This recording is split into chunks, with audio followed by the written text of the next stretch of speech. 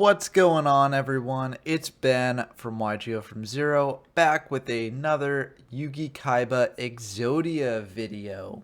So I know that I've shown this deck off a lot on the channel, and you're probably getting a bit tired of it by this point, but this last duel that I want to show with it, I think is just a very good game, and so I wanted to show it off because I feel like some of the games I've showed off have been sort of like, oh, draw Exodia very quickly, win that way, or the deck matchup wasn't the best, or they just, weren't actually as interesting as they might otherwise would be.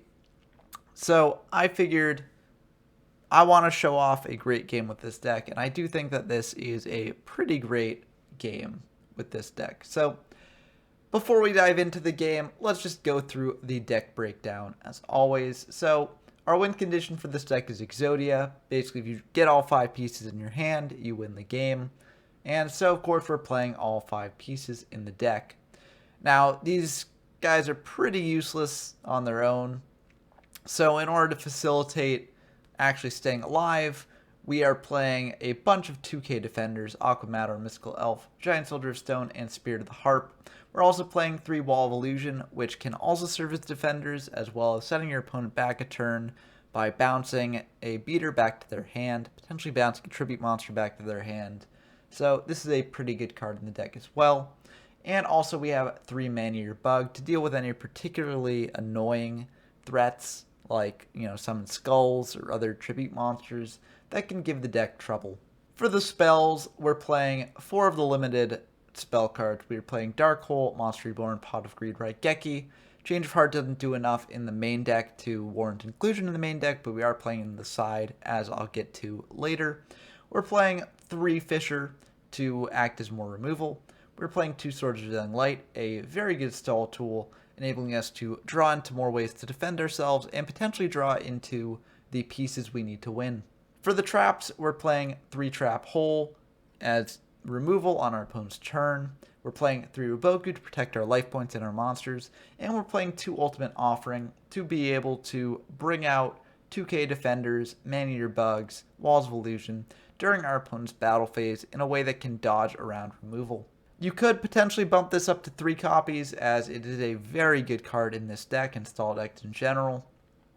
But frankly, we don't really have the space for it, and I've never been too dissatisfied with 2 copies. For the side deck, we've got a smokescreen side deck into a sort of worm control deck. So we have 2 Wicked Worm Beasts. This is great when your opponent sides into soul control. We have 3 Login, 3 Battleox, 3 Neo, the premier beaters of the format. We have 3 Reinforcements to enable our monsters to get over our opponent's monsters. We have 1 Change of Heart, even though we're not playing a Summoned Skull or another tribute monster. Change of Heart is good at just clearing the way for your monsters to attack through and make a huge damage push, as well as just getting rid of your opponent's Man-Eater Bugs and the like. But anyways, that is the deck breakdown. Before we dive into the duels, as always, if you enjoy my content, please consider subscribing to the channel and giving the video a like. It really does help out the channel quite a bit, and it motivates me to make even more great content. Anyways, without further ado, let's dive in to the game. Okay, we've got a game against Ellie Tin Can yet again, and this game actually took place immediately after some of the other games that I've shown off in my previous videos. So consider this sort of like the capstone of this series of videos, our last sort of clash with these 2 decks. So let's see how we do. We unfortunately lose the rock, paper, scissors, so we're going second, which is a bit unfortunate, but not the worst thing in the world. This is an okay hand. Obviously, it would have been better going first because we have the Trap Hole, but let's see what they do. They're just going to set 2 and pass, and Waboku is a decent draw. We're just going to set 3 and pass. If it's a bug, then they could potentially pop our soldier, but we have another one in hand, so we're not too worried about that. We're going to draw, activate swords, and it's just a soldier, so They're going to flip up Aquamador. We're not going to waste the trap hole on it. They're going to bring out a Battle Ox, and now here's something we could potentially trap hole. If they have like a Reinforcements or a Fisher, then they'll be able to clear this Giant Soldier and get in for some damage. So there's a debate about whether to trap hole the Battle Ox just to preemptively cut off damage. But we just let it go through. They're going to Fisher the Giant Soldier, and we are just going to Woboku because 2,900 is a lot of damage to take. Maneater's pretty good, so that'll be a nice card to set later. We're just going to set a Giant Soldier, pass back to them. They're just going to attack into it with the Battle Ox, and they won't be able to clear it, which is pretty nice. They're going to set 2 and pass back to us. That's very likely a Maneater bug, because, you know, why would they set it unless to remove the Giant Soldier of Stone? We set another monster because if they clear the Giant Soldier of Stone, they'll be able to get in for a lot of damage, so this way, at least, they'll have to contend with another monster on the field. They flip up the Maneater, pop the wall, which we expected, and they're going to attack into the Giant Soldier. They say that that's a misplay. I mean, given our hand, I don't think we had any better options, so I think we played this right. We still have Wall of Illusion to act as a defender for later. We have Maneater Bug to pop a monster that they could bring out. I think that this was pretty much the only play that we could have done, and if we hadn't done it, we would have been taking a lot of damage here. So I do think this was the correct play. They're going to attack in for 1650 with the Aquamador and Maneater Bug, and it's back to us, and we draw another defender. So we're just going to set that out. We don't want to set the wall in case they manage to get the Maneater back to hand, so they're going to attack in, and we'll take, well, they'll take 300 because they can't clear the Mystical Elf because they've gone through, well, just one reinforcement. So, you know, they probably don't have another reinforcement set on the field already. They're going to set one, and we top deck probably the best card we could have top decked here, Raigeki, so we will be able to clear their entire board away, including that Maneater Bug they just set. So we're feeling very good about that. We have a trap hole to deal with whatever they might bring out to clear the Mystical Elf. So we're feeling pretty good. They're just going to set one, pass back to us. Ultimate Offering is a great draw. It will enable us to keep Maneater Bug and Wall of Illusion in hand to dodge around some of their removal. So we're just going to set the Ultimate Offering, pass back to them. They're going to set one, pass back to us. We draw another piece, which is nice to see since we're in a very good position right now. They'll pass back to us. Aquamador is pretty good draw. We can set it off of the Ultimate Offering if we so choose. They're going to flip up Giant Soldier, Fisher away our Mystical Elf, and try attacking in for some damage. We're going to Ultimate Offering, bring out the Maydor, and they're going to take 700 from that. We draw another defender, which is great, because this way if they clear the Aquamador, we can bring out Spirit of the Harp. They're just going to pass back to us. We draw another defender. We just have all monsters, so we can, you know, just keep bringing them out as we so need. Lodgin is fine since we do have so many defenders in hand. Sure, if they have reinforcements, they can clear the Aquamador, but we can just bring out another 2k defender. So we're saving the trap hole for something like a Summoned Skull. They're going to attack in, reinforcements, try and attack in for 13. We're just going to set another defender, and they'll take another 7. Swords is a very good draw. We can just set that. We don't need to use it right now because we're in a very good position. They're going to tribute out a Summoned Skull. We're just going to trap hole that, and they'll pass back to us. We draw another defender, which is very nice. They'll pass back to us. Reborn is pretty good. We can bring back their Summoned Skull to attack over their Lodgin or something like that. You know, debatable whether we want to do that this turn. It could force them to use up a removal like, you know, Raigeki or Dark Hole. So that might be worth doing. We're just going to set the Reborn, though, because we don't really need to go on the offensive just yet. They're going to set one, pass back to us. Another trap hole is very nice, not going to lie. And they'll bring out a Giant Soldier. We're fine with that. We've got so many monsters in hand. They're going to attack in with the Lodgin, reinforcements to get over the Mystical Elf, and we're just going to pay 5 and bring out yet another defender. And they cannot clear that, and they've used up all 3 reinforcements, so this is very, very good. Now the only monster that we have to worry about is Summon Skull, really, when dealing with our 2k defenders. So we're feeling very good about this. Fisher's an okay draw, but doesn't really do anything here. They're going to set one, pass back to us. Ultimate Offering isn't the best, but we can just discard it in the end phase. And they're going to flip up the bug, pop our Spirit of the Harp, but we can just bring out another 2k defender because we know they can't get over it. And that's their last bug as well. Yeah, that's their 3rd bug, so we're feeling pretty good about that. They're going to set one, pass back to us. We draw another piece, which is decent. We're going to bring out a Summon Skull and try and clear the bug. And the reason for doing this is the last defender we have in hand is Wall of Illusion. So if we're forced to bring out Wall of Illusion off of the Ultimate Offering, they can always attack their bug in, get it back to hand, and potentially set it again, which could be pretty bad for us. We do have the Fisher to deal with it if we so choose, but, you know, we'd prefer to save the Fisher for a more high-impact target. They are going to Woboku, and, you know, we'll just pass back to them. You could argue that maybe we should have just Fishered here just to play it safe, but we don't do that. And they will Change of Heart the Summon Skull, attack into the Aquamanador, and given this amount of damage, we are forced to, unfortunately, Wall of Illusion. So they'll at least bounce the Lodgin back to hand, but they'll be able to get everything back. So, you know, this is unfortunate for us. It does put them at very low life points, so we could potentially kill them with their own Summon Skull, given that, you know, they've got pretty low life points, but they activate Swords, which is a bit unfortunate for us because now they'll be able to set their bug, flip it up, pop the skull, attack into the wall, and then just reset the bug. The good thing about that, though, is that it does cost them a couple turns, so that's a couple more turns that will be safe from their damage, and we'll potentially be able to draw in like a regular defender.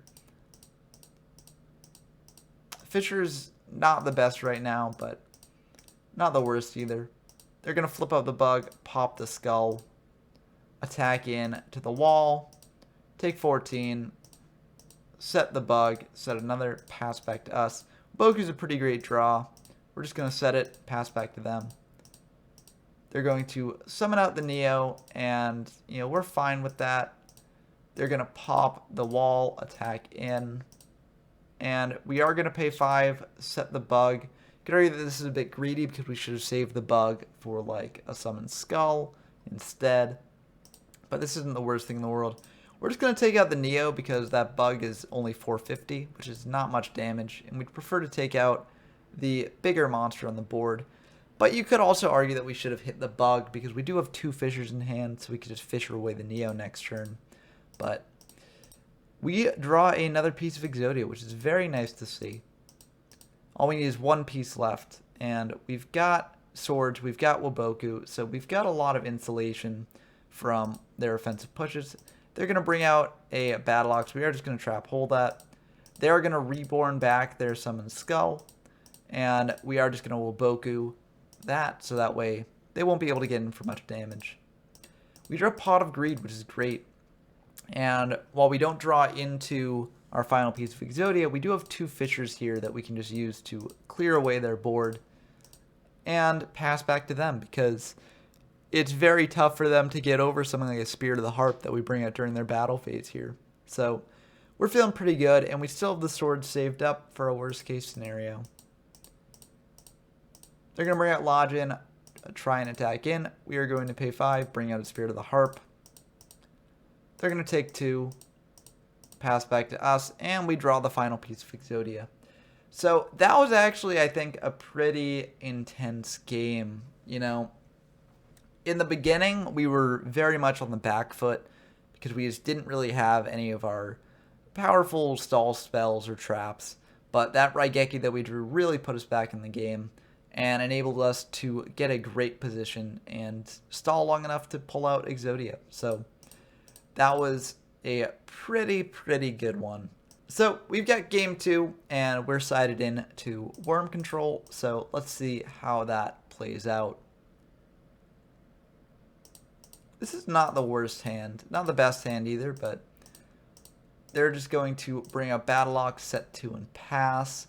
We could just bring out a Lodgin, try and clear it, or just bring out one of our 1700 beaters and try and clear it. Neither of those are the best option. If they have a reinforcements or something, they'll be able to get in a lot of damage. So we're just going to set the wall, set 2, and pass. They're going to attack in with the Battle Locks, hit the wall, Battle Locks will bounce back to hand, and they're just going to set 1. Swords isn't bad, but we don't really need it right now. We're just going to bring out a Neo. And we are going to switch the wall to attack. This could be seen as being a bit greedy, but we do have, a Woboku that we can use sort of aggressively to make them bounce back a monster to their hand by trying to attack the wall. And then we can bring out another of our beaters to get in for even more damage. So this is a bit aggressive, but we're going to go for it anyways. They're going to pop our Neo. We're going to get in for 1,000. We're going to set the swords, pass back to them. They're going to bring out a Battle Locks. That's fine by us. And we are just going to actually take it. We've got 2 beaters in hand that we can bring out to attack in. And we don't really care too much about losing the wall since we do have swords. Fisher is a pretty good draw, especially given we have Woboku and swords. So we will lose the Battle Locks there, unfortunately. And they'll be able to bring out the Battle Locks of their own. But honestly, that's not too bad for us. We still have Lodgin in hand, which is very nice. We also have a Neo, which is good for later. We're going to bring out the Lodgin, and we are just going to attack in, because we do have reinforcements if they have reinforcements.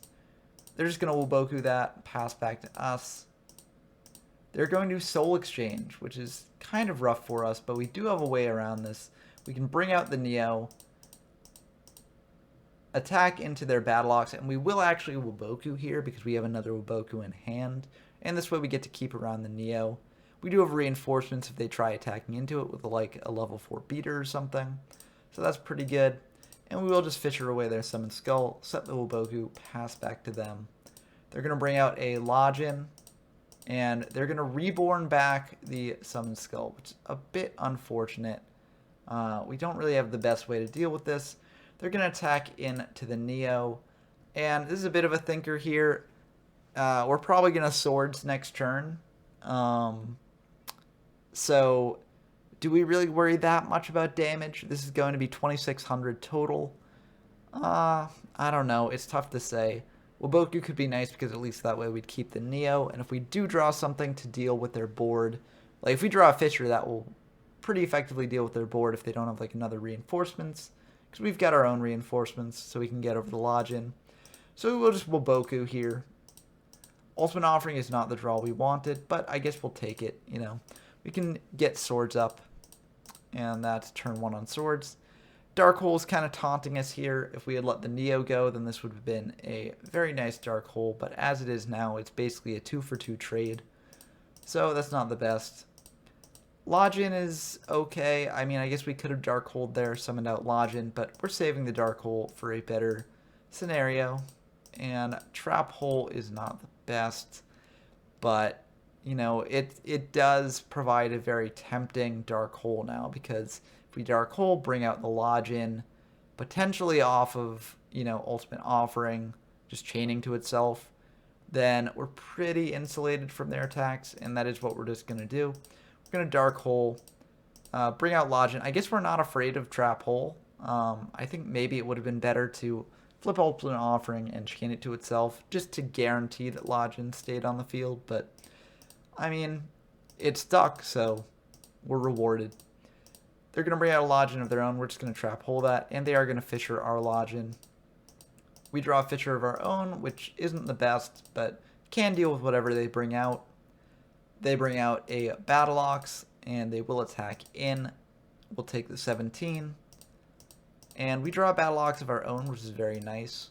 So we're just going to bring it out because, I mean, I think we actually should have just Ultimate Offered and Fishered, but I guess we might be saving the Fisher for later. So we're just going to attack in to their battle locks, reinforcements here, pass back to them. I think that was actually a misplay. I think I really should have just fissured Ultimate Offering, brought out the battle locks, save the reinforcements in case they had like a Lodgin, because they do still have one Lodgin left in deck, so it's not impossible that they draw it. But I guess I'm saving the Fissure for a tribute monster that they might bring out, which is fair if they're on Soul Control. We take 17 from the battle locks. They're going to tribute out a Summoned Skull, and I guess this is why we saved the Fissure. We're going to bring out Lodgin because it's very unlikely that that set is actually a Trap Hole, because we figured they would have Trap Holed our battle locks. We are just going to Fissure away their Summoned Skull, attack in for 18, and pass back to them. They're going to bring out a Lodgin of their own, and they will just Fissure away our Lodgin, attack in for 18. If that's a reinforcements, this will be the end of the game. And luckily it's not, so we will be able to keep going here. Giant Soldier Stone's pretty good. So we'll just set it. We can't actually bring it out off of Ultimate Offering because Ultimate Offering is useless now. And they draw Pot of Greed, which is very, very nice. They're going to bring out a Neo. And this is looking like the end of the game. And that makes it the end of the game. We're just going to go to Game 3. So, Game 2, we weren't able to win. But I thought it was a pretty good game with a fair amount of back and forth. So that felt pretty good, and even though we didn't win Game 2, I think we're going to keep it on Worm Control for Game 3 because it does seem like they were on a Soul Control strategy. So this time we get to go first because we lost Game 2. And this is not the best hand, but it's not the worst hand either. We don't have Ultimate Offering, which would really tie this hand together. But we do have a Battle Locks plus 2 reinforcements, and we also have a Wicked Worm Beast if we are going on the aggressive. So we're just going to bring out the Battle Locks, set the 2 reinforcements, pass back to them. They're going to bring out a Lodgin, Pot of Greed, and Fissure away our Battle Locks. Attack in for 18, and then set 1, pass back to us. Battle Locks is a pretty good draw. We could choose to go aggressive here and try and just get over their Lodgin. We don't really feel the need to. We can set the wall, hope that they'll attack into it with the Lodgin. That'll get bounced back to hand and, you know, set them back as summon. They're just going to attack in. Take 50. And they're just going to set 1, set 2, pass back to us. We're going to bring out Wicked Worm Beast, and then we'll get Trap Hold, unfortunately. So we're just going to pass back to them. We don't really feel the need to attack into it because if it's a Man-Eater bug, they'll just clear the wall. If it's a Defender, you know, we'll just take 1,000 and lose the wall probably next turn. So we don't really feel the need to do that. They're just going to bring out a Lodgin, flip up the bug, pop our wall, get in for 2250. So we're off to a pretty rough start here. We're already, you know, down half our life points. We check to see what they've used up, and you know, it's hard to judge what their last set card might be. If it's Trap Hole, then something at the Battle Locks could be very disastrous for us, but at least we do have Raigeki as a worst. Actually, we have Dark Hole as a worst case scenario to clear their field after that happens. So we're going to think about it for a bit, and we are just going to bring out the Battle Locks. That sticks the landing, so we're going to attack the Lodgin. I guess this is just in case they have a Fissure. At least this way we're going to clear their beater so they can't get in for more damage. They do Waboku that, so we will use up one of our reinforcements, which is unfortunate. We will Raigeki this board here because if they do have the Fissure, then we're taking a ton of damage potentially. So we're doing this to prevent ourselves from losing here. They're going to bring out Lodgin and attack into the Battle Locks. We're just going to use up reinforcements. So they'll take 400 from that. Set 1, pass back to us. And we could bring out the Neo here potentially to get super aggressive. But we're just going to attack in. Pass back to them. They're going to Monster Reborn back the Lodgin, which is somewhat unfortunate. They'll attack in to the battle ox. We'll take 100. They'll pass back to us. Waboku is a great draw, given that we're at such low life points. So now we can feel comfortable setting a bug, setting the Waboku, passing back to them. They're going to attack into the bug. We'll just pop their lodging, and they're going to pass back, which means that they might not have many monsters left. We're going to bring out Neo, and we're just going to attack in for 17. They're at 4150 now, which is pretty good for us. They're getting low as well. They're going to bring up Battle Ox, and they are going to try attacking in here. We could Waboku this just to, protect our monster and potentially cause them to lose the Battle Ox. We're going to let it go through. If they have a Waboku, we want them to use it up. And if they have reinforcements, at least they won't be able to get over to the Giant Soldier of Stone with that anymore. They're just going to let it go through, and we'll lose both our monsters. Then they'll activate swords, so it means that they probably don't really have any way to protect themselves after this. We're just going to set a Giant Soldier, pass back to them. They're going to bring out Battle Ox, attack in, and it's Giant Soldier, so they'll take 300. And we draw a Fisher, which is very nice, but not quite yet. And also, we're at the same amount of life points, which is kind of funny given how big a gap there was at the beginning of the game. They're going to set one, pass back to us. We draw Trap Hole, which is a great draw, especially since we have the Fisher to clear their Battle Ox. We're just going to set it, pass back to them. They're going to set one, pass back to us, and Ultimate Offering's okay. Not the best right now, but it could be good if we draw monsters later. We're going to Fisher away their Battle Ox, attack in for 13 with the Giant Soldier. We do have the Trap Hole to back it up if they try and bring out a monster to get over it. And they're at pretty low life points, so we're feeling good about it. They will Soul Exchange our Giant Soldier, and we'll Trap Hole that, which, we don't really have any removal besides Dark Hole, so I think that was a good play there. And they'll activate another Swords, so we can't really do anything in the meantime. We're just going to pass back to them. The reason for this is if they have, Soul Exchange or something, if we bring out a monster, then they can bring out a monster of their own. We have Ultimate Offering, so if they bring out, a 1700 beater or something, we can always just use Ultimate Offering to bring out a Lodging during their battle phase and protect ourselves a little bit. They're going to bring out an Aquamador, and we're just going to activate Ultimate Offering, bring out Lodging, and protect our life points a bit. We draw another beater that has more attack than Aquamador, so if they do manage to clear our Lodging with something like a Fisher, we can just bring out the Neo during their battle phase and block another attack.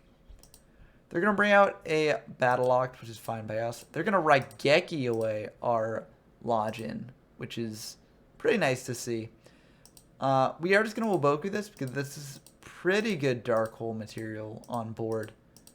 But we draw the Lodging, which does complicate things because instead of Dark Holing, we could just bring out Lodging during their battle phase and potentially block their attacks that way. Or we could just bring out Lodging now. I don't necessarily think that was the best play, but I guess we're going to do it. They're just going to pass back to us, and we'll attack their Lodging, get in for 100, and set the Maneater since they have used up Raigeki. So at least, if they want to clear our board, they got to use Dark Hole or something. They're going to set one, set another, pass back to us. We draw Wicked Worm Beast, which is nice. We'll summon out Wicked Worm Beast, flip up Maneater Bug, and target Aquamador. The reason for this being is if that set is a Maneater Bug, sure, we'll lose a monster, but we'll be able to continue attacking in, and with their life points as low as they are, that's honestly an okay outcome for us.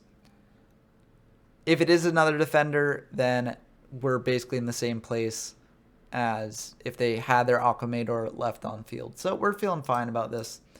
We're going to attack in with the Lodging. It unfortunately is a defender, so we'll take 2.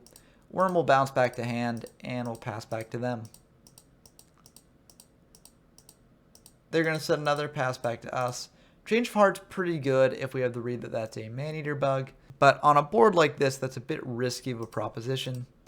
So we're just going to attack into their set and take another 200. Switch the Maneater to defense, pass back to them. They're going to set another pass back to us. We draw Trap Hole. And this is a bit tricky because we're in a position where we can't really deal with their board right now. We could Dark Hole everything away, bring out our beaters, and try and get in for game. Yeah, you know, whether we want to make that aggressive a push is debatable. As I mentioned in the last video, you do want to go aggro with this deck, so I don't think it's a bad plan. So let's see if we actually do that. We will do that. And, you know, I think that's pretty good. We bring out Neo, that's fine. We bring out Wicked Worm Beast, and that's also fine by them. We're going to attack in for a fair amount of damage. They'll Waboku, and we'll just set Trap Hole and Change of Heart, get back Wicked Worm Beast to hand. And we're in a pretty good position, even though we did make a super aggro play there. We do have Waboku if they get to make an aggro play of their own. We have Change of Heart if they just set a monster, because we can Change of Heart it, flip it up, try and attack in for game. And we have Trap Hole if they bring out a beater. So we're feeling pretty good about this. They bring out a Neo, and that's perfectly fine by us.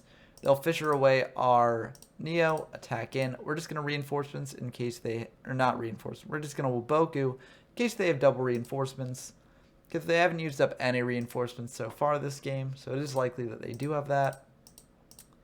Wall of Illusion is great at providing even more insulation. We're going to bring out a Worm Beast. Oh, and we're at the same life points again, which is funny again. And we're going to Change of Heart their Neo. They do have Waboku, so that's kind of unfortunate for us. At the end of our turn, we'll get Wicked Worm Beast back to hand. They'll get back Neo, and they're just going to attack in. We're going to pay the 5 of Ultimate Offering, set the wall. They'll get Neo back to hand, and they're going to Dark Hole our wall, which makes sense because if we do have a way to clear their Neo, we can just bring out Wicked Worm Beast, switch wall to attack, and attack in for game. They're going to bring out Neo, and we are just going to Trap Hole that. And we draw Waboku, which is a very nice draw. We're going to bring out Wicked Worm Beast. I think maybe we should have... I don't know. I was going to say maybe we should have chained Ultimate Offering to itself to bring out the Wicked Worm Beast. But that would drop us down to 950, which is super, super low life points. So, not really desirable. We're going to set the Waboku, pass back to them. Hope that they can't really draw anything useful. They're going to set one back to us. And, you know, we check their graveyard. We see that they've used up 3 Wabokus. So if we do manage to stick the Wicked Worm Beast onto the field here, we do manage to win the game. They have 2 Trap Holes left, so they do potentially have the chance to get rid of Wicked Worm Beast if we don't chain block with Ultimate Offering. And we do a bit of an interesting thing here. We could just chain Ultimate Offering to itself, but what we'll do instead is we're going to activate Waboku and chain Ultimate Offering to it that way. That will enable us to bring out Wicked Worm Beast, and that will be the end of the game. So I wanted to show this duel off because, I mean, I thought this game 3 was super, super intense, very, very back and forth. But I also thought that game 1 was a very good showing for Exodia. You know, it was a grind game, that game. You know, it wasn't just like we got lucky with the Exodia piece and drew them all in the beginning. We had to stall out our opponent for quite a while. And I think the deck did a very admirable job of that. And also game 2 I thought was very good as well.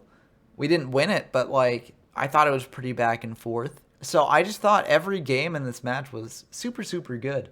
So I wanted to show it off, even if I don't think this game sort of shows off a new facet of Exodia. I thought it was an entertaining enough duel to merit a video. But that's going to do it for today's video. I hope you enjoyed it as always. There's probably just going to be like one more Exodia video, just showing off a potential different side deck you can use instead of Worm Control. But until then, I've been Ben from YGO from Zero. I'm signing off.